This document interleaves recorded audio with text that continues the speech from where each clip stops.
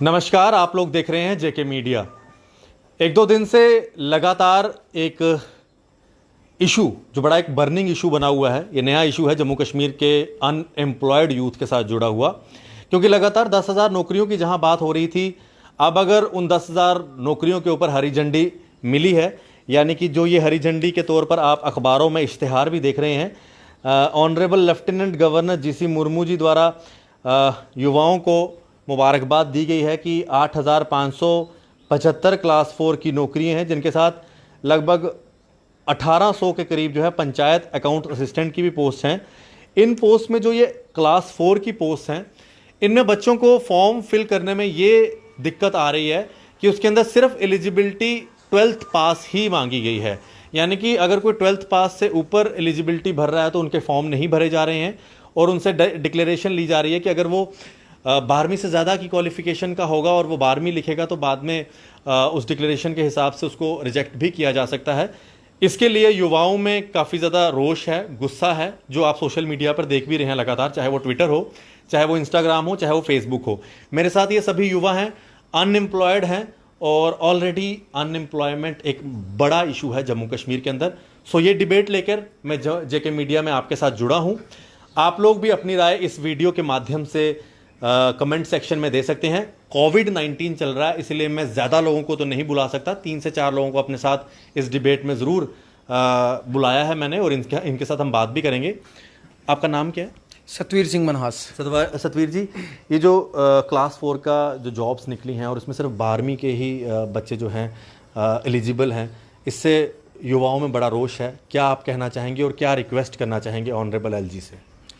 ये जो 12वीं बेस पे ये जो फॉर्म निकले हैं, इसके लिए मैं ये कहना चाहूँगा, ये सभी मेरे भाई हैं और ये सभी ग्रेजुएट्स हैं, ये सब के सब ग्रेजुएट्स हैं।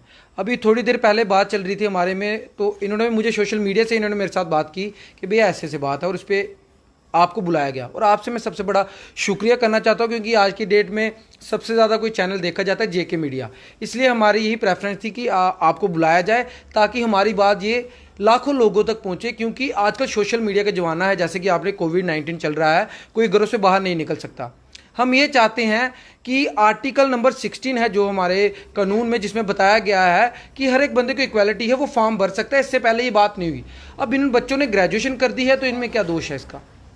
और ये बच्चे ये कहना चाहते हैं कि हम अपनी 10वीं की डिग्री पे ही फॉर्म भरेंगे, हम अपनी 12th की डिग्री पे फॉर्म भरेंगे, ग्रेजुएशन की डिग्री नहीं लगाएंगे। हमें मौका तो दिया जाए, लेकिन मौका इनको इस तरीके से दिया गया है कि अब ये फॉर्म भरेंगे, और उसमें शायद ये भी कहा गया है कि अगर उनको पता चलता है कोई ग्रेजुएट है, वो इन पे एक्शन ले सकते हैं, पेनल्टी भरनी पड़ सकती है, हो सकता है इनकी डिग्री कैंसिल कर दे। मतलब कोई बच्चा जो ग्रेजुएशन कर गया है, इनका दोष है अब इसमें।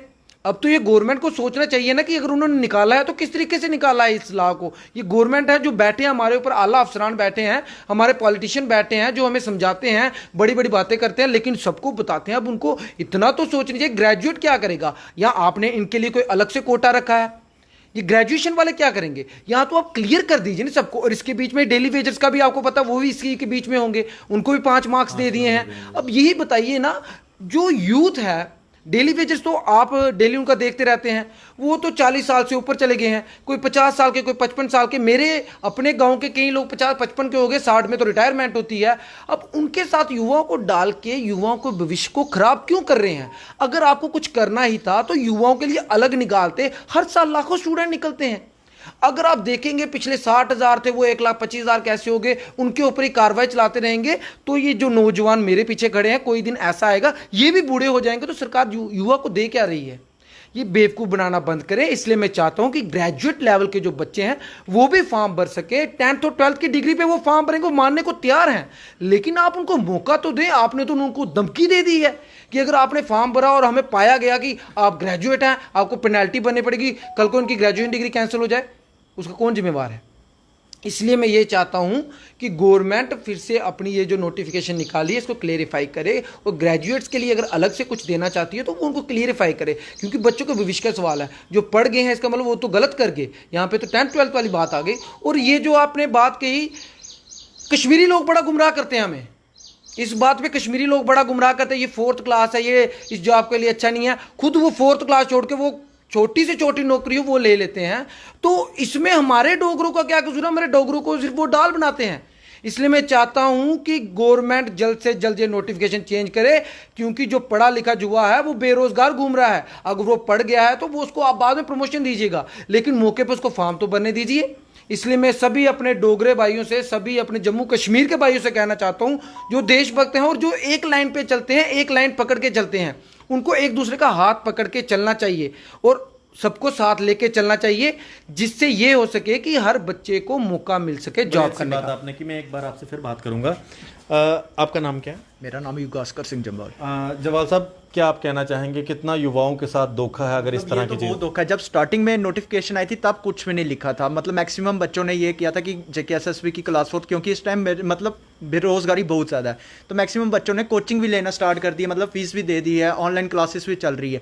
बट सडनली जब फॉर्म फिल के बारी आई तो ये आगे कि आप यस करोगे तो नॉट एलिजिबल, अगर आप नो करेंगे तो मतलब उसमें मतलब क्लियर, मतलब जब आएगा पूरे फॉर्म का आएगा तो उसमें रिजेक्ट करेंगे और आपके साथ पेनल्टी पड़ेगी, कोई केस डल जाएगा, 420 का केस डल जाएगा।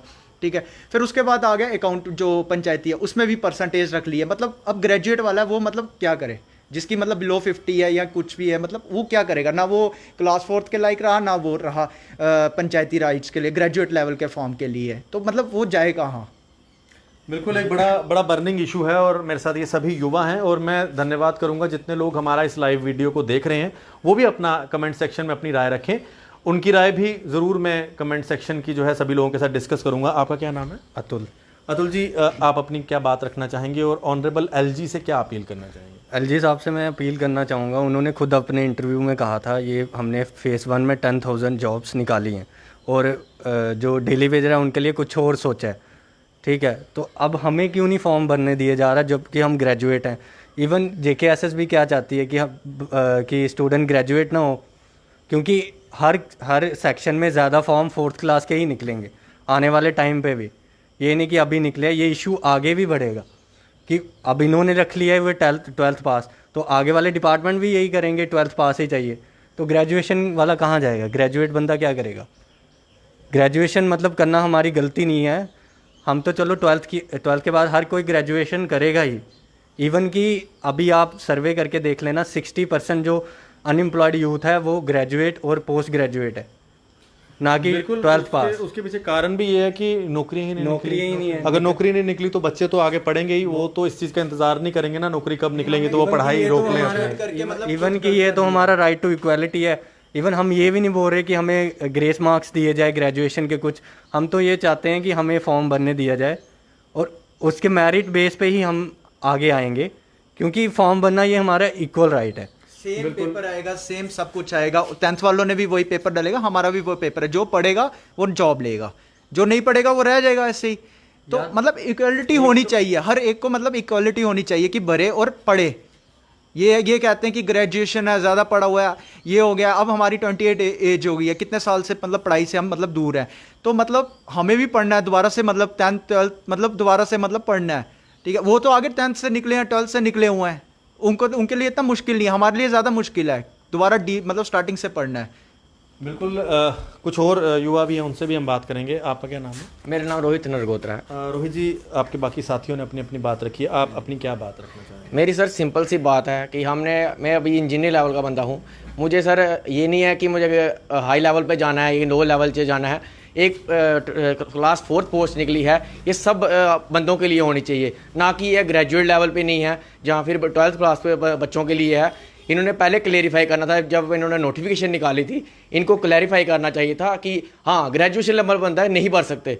इन्होंने ये चीज़ नोटिफाई हमें नहीं की, और अब जब हम फॉर्म भरने पर आ रहे हैं, आधे से ज़्यादा बच्चों ने ऑनलाइन कोचिंग लेना शुरू कर दी है, तो और उन्होंने फीसें भी भर दी है और आधे से ज़्यादा उनका सिलेबस कंप्लीट भी हो गया है। और सबको पता है, उम्मीद थी कि ये क्लास 4th पोस्ट निकली है, ये हमारे लिए कुछ उम्मीद लाएगी, क्योंकि इसमें हर एक डिस्ट्रिक्ट के थे, यूटी के थे, और हमें ये नहीं था कि हमें अपने JNK में रहेंगे, हमें ये था कि अलग अलग जगह से डिस्ट्रिक्ट्स में हमारे फ्रेंड सर्कल है वो अलग अलग हो जाएगा और हमें इसमें काम करने का मौका मिलेगा। तो अब हमारी ये 28 हो रही है, अब कांस्टेबल निकलेगा, SI निकलेगा, वहाँ पे हमारे लिए फिर हम सोचते हैं कि हमें जब इधर ही नहीं हमें मौका मिल रहा तो हमें उधर कहाँ मौका मिलेगा।